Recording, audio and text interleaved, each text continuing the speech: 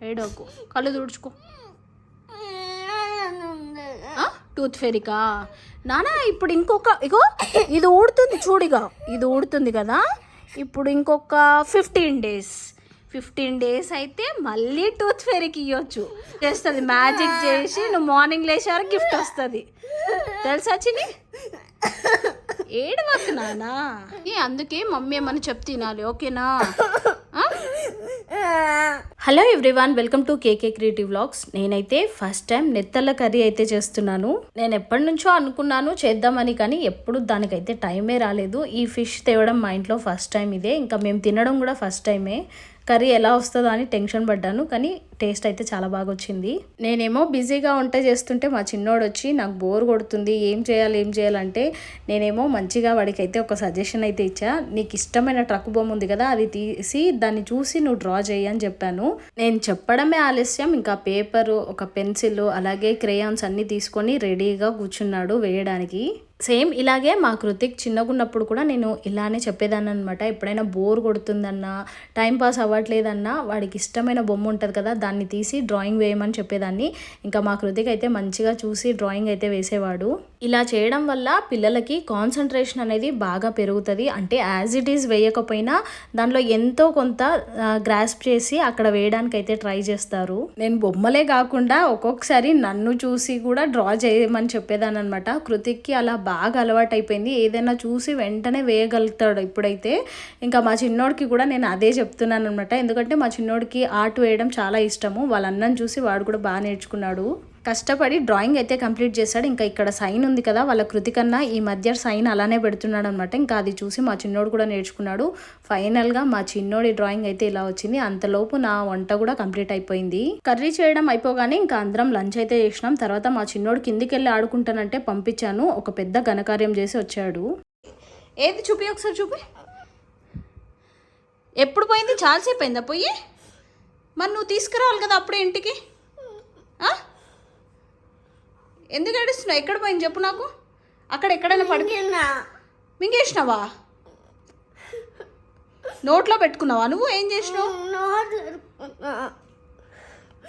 మా చిన్నోడు పన్ను పోతుందని తెలిసినప్పటి నుంచి ఎంత హ్యాపీగా ఉన్నాడంటే, ఎప్పుడెప్పుడు నా పన్ను పోతుంది, ఎప్పుడెప్పుడు నేను ఆ టూత్ ఫెరీకి ఇవ్వాలి, నాకు ఒక మంచి గిఫ్ట్ వస్తుంది, టూత్ ఫెరీ ఇస్తుంది అని చాలా హ్యాపీగా ఉండే. రోజుకి ఒక 10 సార్లైనా నన్ను అడిగేవాడు అనమాట, ఇంకెప్పుడు పోతుంది అని. ఇంకా నేను కూడా చెప్పేదాన్ని, పోతుంది నాన్న అని, వెయిట్ చేయి అని చెప్పేదాన్ని. తీరా చూస్తే అది మింగేసిండు. ఆ రోజు అయితే మా చిన్నోడిని కంట్రోల్ చేయడం నా వల్ల అస్సలు కాలేదు. పాపం నాకు కూడా చాలా బాధ అనిపించింది. వాడు అట్లా ఏడుస్తుంటే ఎన్ని హోప్స్ పెట్టుకున్నాడంటే ఆ పన్నుని మంచిగా అది ఊడిపోగానే దానికి బ్రష్ చేయించాలి, షైనీగా అయితే నాకు ఇష్టమైన నా ఫేవరెట్ ట్రక్ బొమ్మ లేదంటే డైనోసార్ ఇచ్చిపోతుంది టూత్ ఫెయిరీ అనుకున్నాడు. అది తీరా చూస్తే తెలియకుండా పోగానే అది మింగేసిండు కదా. ఊడుతుంది లైట్గా, ఇంకా 1 monthలో అది కూడా ఊడిపోతుంది. అప్పుడు మళ్ళీ మనం టూత్ ఫెయిరీకి ఇద్దాం, ఓకేనా చిన్ని? వెళ్తాయి ఇంకా పోతుంది నానా, గట్టిగా ఉంది, కొన్ని రోజులు టైం పడుతుంది దానికి, సరేనా? ఇంకేడవాకు ఏడు పాపేసి చిన్ని. అందుకే మమ్మీ ఏమని చెప్తే తినాలి, ఓకేనా? ఇంకేడవాకు చిన్ని, అయిపోయింది, తీసే. ఇది ఎందుకు పెట్టుకున్నావు ఉబ్బరిస్తుంటే? చిన్నిగాడు చాలా ఆశలు పెట్టుకునిండే, టూత్ ఫెయిరీకి ఇద్దాము మంచిగా, నాకు గిఫ్ట్ వస్తుంది, నా ఫస్ట్ టూత్ అని అనుకుండు. తీరా చూస్తే టూత్ ఫెయిరీకి ఇవ్వకుండా పన్ను కడుపులోకి వెళ్ళిపోయింది చిన్ని తల్లి కడుపులోకి కదమ్మా.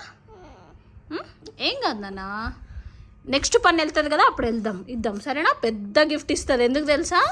కృతాంష్ నాకు ఫస్ట్ టూత్ ఇవ్వలేడు కదా, సో ఇప్పుడు కృతాంష్ సెకండ్ టూత్ ఇచ్చిండు కాబట్టి వీడికి పెద్ద గిఫ్ట్ ఇవ్వాలరా.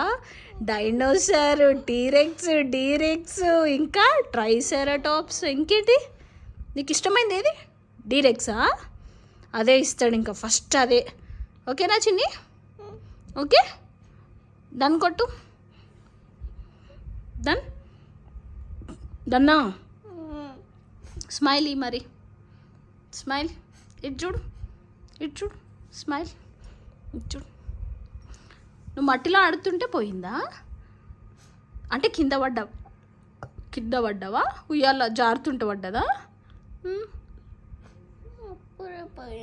పోయిందా? నువ్వు అప్పుడు ఎవరికి చెప్పినావు కింద పడగానే? మరి ఎందుకు ఏడ్చినావు అప్పుడు? ఏడ్చి తోఫిక్కి చెప్పినావా? చెప్తే ఏమన్నాడు? ఇంటికి వెళ్దాం పదా అన్నాడా? ఓకే. భయం వేసిందా నీకు? ఏం కాదు నాన్న, అది చిన్నగా ఉంటుంది కదా పన్ను, ఏం కాదు అది. ఏడవకు, ఇంకా ఏడవకు, కళ్ళు తుడుచుకో. టూత్ ఫెరికా నానా? ఇప్పుడు ఇగో ఇది ఊడుతుంది చూడిగా, ఇది ఊడుతుంది కదా. ఇప్పుడు ఇంకొక 15 డేస్ అయితే మళ్ళీ టూత్ ఫెరీకి ఇవ్వచ్చు. అప్పుడు నేనే తొందరగా తీసేస్తా, ఓకేనా? ఏడవకు ఇంకా, ఏడవకు నానా, ఏం కాదు. టూత్ ఫెయిరీకి నేను చెప్తా, సరేనా? ఇట్లా నేను నైట్ చెప్తా, టూత్ ఫెయిరీ వస్తే నేను చెప్తా, మా కృతాంష్ది పన్ను ఇట్లా పోయింది, కడుపులో మింగేసిండు, సో ఒక గిఫ్ట్ ఇస్తావా అని అడుగుతా. నీ టూత్ మంచిగా ఉంది కదా, నీట్గా షైనీగా ఉంది కాబట్టి ఇంకా మిరాకిల్ చేస్తుంది, మ్యాజిక్ చేసి నువ్వు మార్నింగ్ లేచారు గిఫ్ట్ వస్తుంది, తెలుసా చిన్ని? ఏడవకు నానా. పాపం మా చిన్నోడు ఆ రోజు నిద్ర కూడా సరిగా పోలేడు, గుర్తొచ్చినప్పుడల్లా ఏడుస్తున్నాడు, నా టూత్ పోయిందని. ఇంకా వాడిని కంట్రోల్ చేయడం నా వల్ల అయితే అస్సలు కాలేదు ఆ రోజు. ఇంతకీ మీలో ఎంతమందికి ఈ టూత్ ఫెయిరీ స్టోరీ తెలుసో కామెంట్ సెక్షన్లో కామెంట్ చేయండి. మార్నింగ్ లేవగానే మళ్ళీ మా చిన్నోడికి టూత్ అయితే గుర్తొచ్చింది, పాపం అస్సలు మర్చిపోలేకపోయిండు. తర్వాత ఇంకా నేనైతే కొద్దిసేపు ఆడుకొని వాడికి ఇష్టమైన ట్రక్ బొమ్మలు తీసి ఇచ్చాను. ఎక్కడ లేని ఐడియాలన్నీ మా చిన్నోడికే వస్తాయి. ఇంట్లో ఏదో కార్డ్బోర్డ్ దొరికితే దాన్ని మంచిగా కట్ చేసి దానికి దీనికి మంచిగా జాయిన్ చేసిండు. ఇంకా అదంట క్యారీ చేస్తుందంట పెన్సిళ్ళు పెన్నులన్నీ. మంచిగా ఉన్న ట్రక్ని ఇరగొట్టేసి ఇంకా ఆయనకి నచ్చినట్టు క్రియేట్ చేస్తాడు కొత్తగా.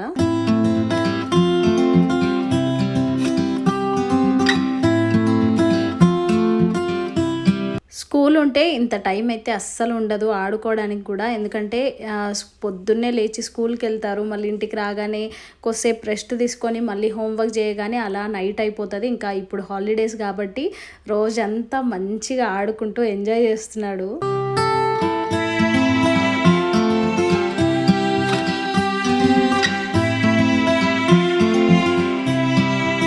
మా చిన్నోడికి ట్రక్కులతోని ఆడుకోవాలంటే మస్తు ఇష్టం, అది కూడా ఆ మట్టిలో ఆడాలంటే ఇంకా ఇష్టం.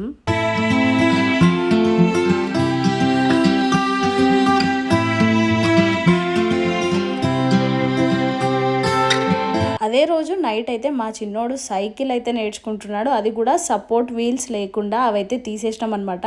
వితిన్ 10 minutesలో నేర్చుకున్నాడు. మా చిన్నోడు సైకిల్ నేర్చుకో అంటే ఫస్ట్ అయితే చాలా భయపడ్డాడు, ఎక్కడ కింద పడతాడో అని.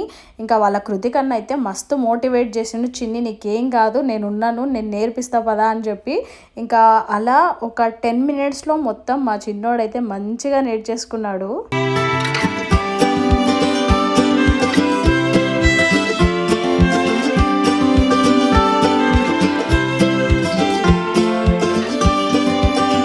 ఫస్ట్ అయితే లోపల నేర్చుకున్నాడు, ఇంకా కొంచెం వచ్చింది అనగానే బయటికి అయితే వచ్చాడనమాట. ఒక్కడే వెళ్ళిపోతున్నాడు, నన్ను ఎవ్వరు పట్టుకోవద్దని చెప్పి.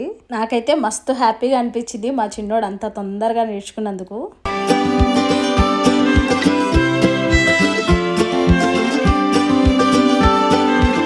గైస్, ఈ వీడియోనైతే ఇంతటితో ఎండ్ చేస్తున్నాను. వీడియో నచ్చితే తప్పకుండా లైక్ చేయండి. మన ఛానల్ ఎవరైనా కొత్తగా చూస్తున్నట్టయితే వెంటనే సబ్స్క్రైబ్ చేసుకోండి. Thank you for watching. By by, take care, have a nice day. Please subscribe చేసుకోండి మామా.